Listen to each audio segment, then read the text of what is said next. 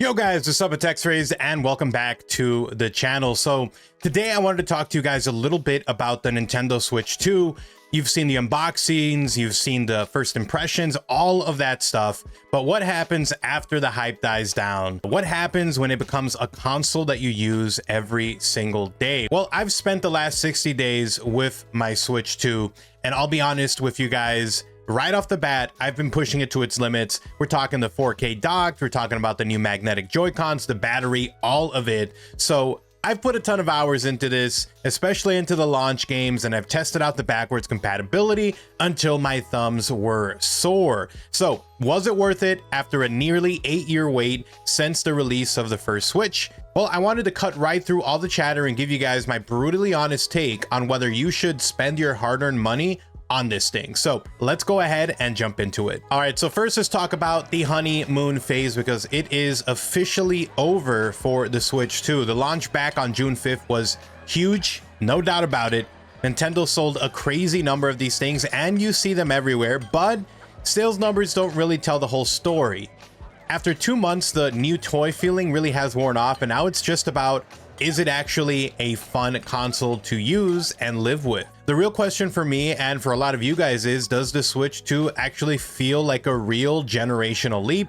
Or is it just a Switch Pro, a more powerful version of what we already had? And the answer, honestly, is kind of both. It's this really impressive, polished piece of tech that feels super familiar, but also brand new at the same time. It's not perfect, and it's still got some of those Nintendo quirks that we all know. All right, let's go ahead and talk about the hardware, the good, the bad, the surprising. So I've mentioned this before, and 2 months later, I still feel the exact same way, but when you hold the Switch 2, it just feels premium, and it still does feel that way. It's a clear step up.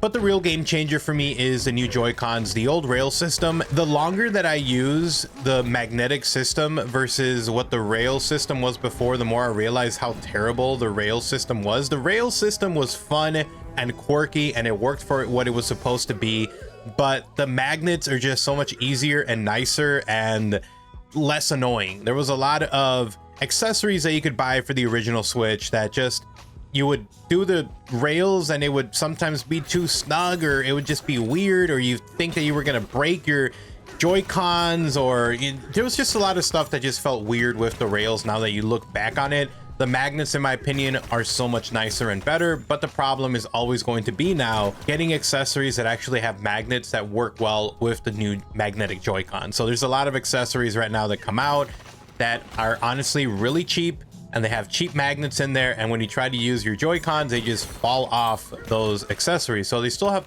some work to do on that aspect, but I think overall I would much rather use the magnetic system than what the rail system we had before.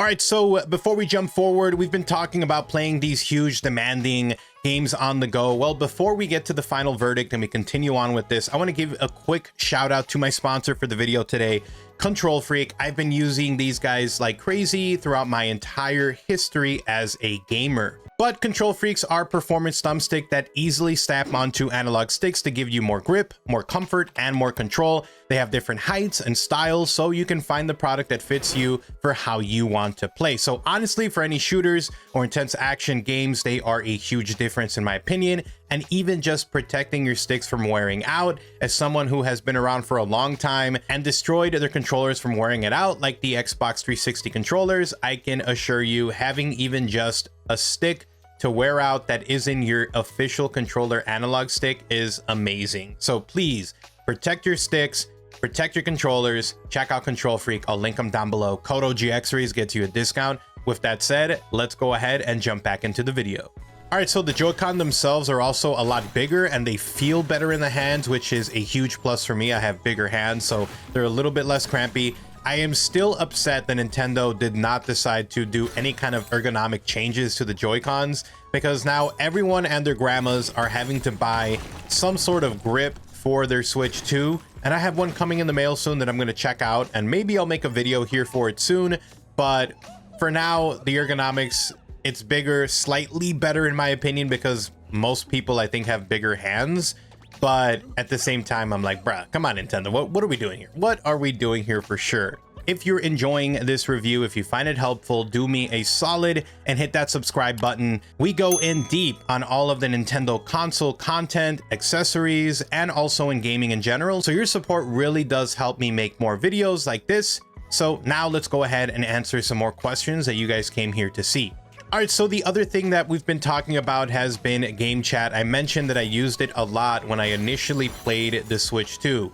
Well, moving forward now to 2 months later, I barely use game chat at all. I've actually been mostly playing single player games. And since I've been playing mostly single player games at the moment, and I feel like a lot of the games I will play in the future will probably be single player games, I just haven't been using game chat as much as I thought I initially was going to do. It felt like it was going to be kind of game changer for me. I was like, wow, I'm playing this thing all the time with my younger brother, with my nephew.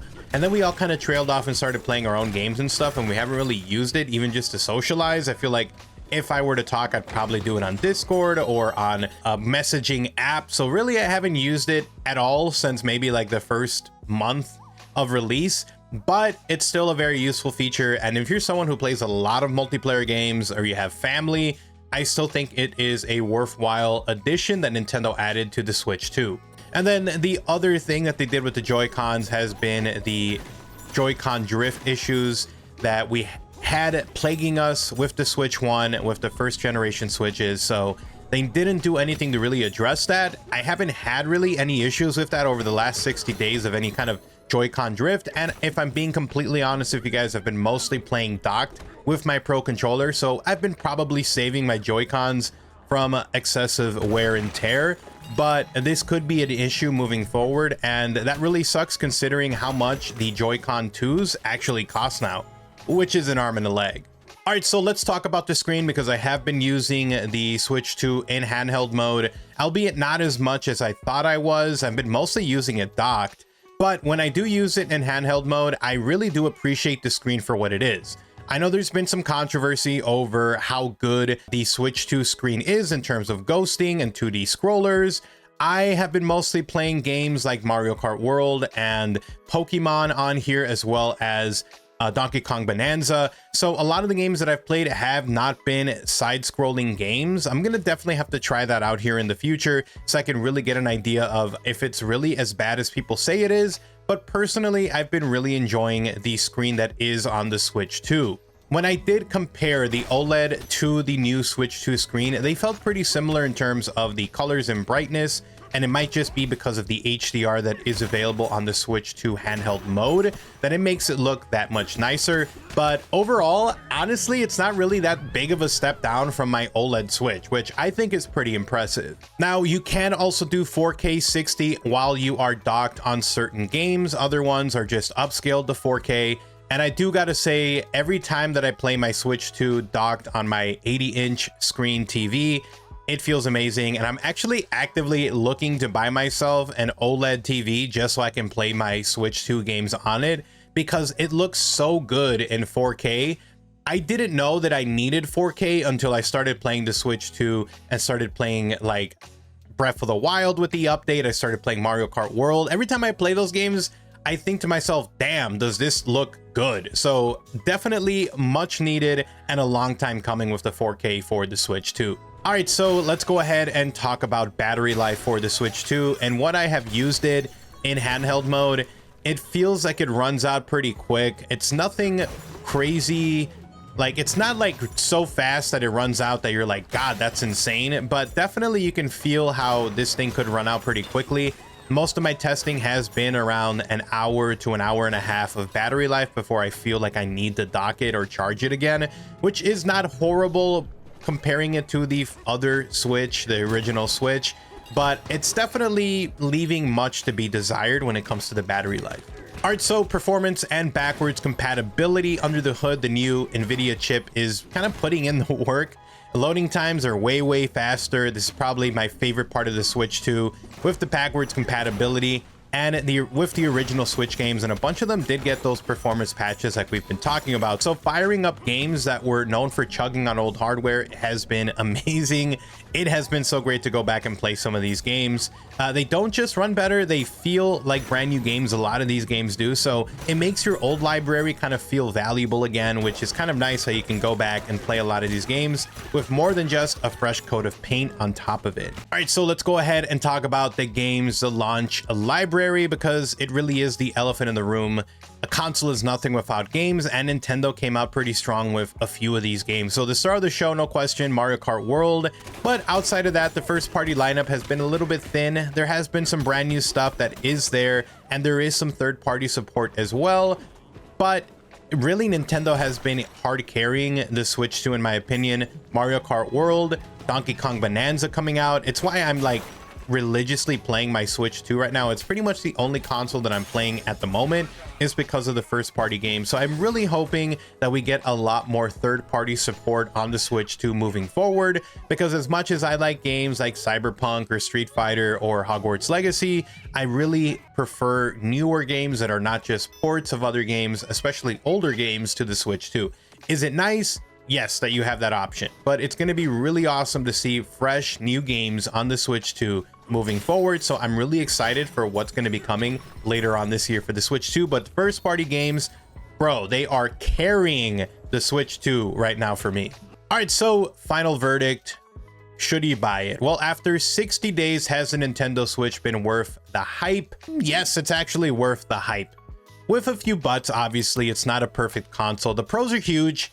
But honestly, in my opinion, I think that I very much have enjoyed and I'm happy that I bought myself a Switch 2, especially because as a diehard Nintendo fan, I have been thoroughly enjoying the first party game. So personally, I am really enjoying playing my Switch 2, and I think that it is a good decision that I bought it early on, despite some of these setbacks that we have seen. I really want to know what you guys think. So for those of you who have a Switch 2, what's your biggest surprise or disappointment? Let me know in the comment section below. So thank you for watching, and if you haven't already, make sure to subscribe for even more in-depth reviews. I'll see you guys in the next upload. Follow me on Twitter at OGXRAYZ and on TikTok at the OGXRAYZ for even more short form content from me. But you guys have an amazing day. I'll see you guys in the next upload. Take care. I'm out.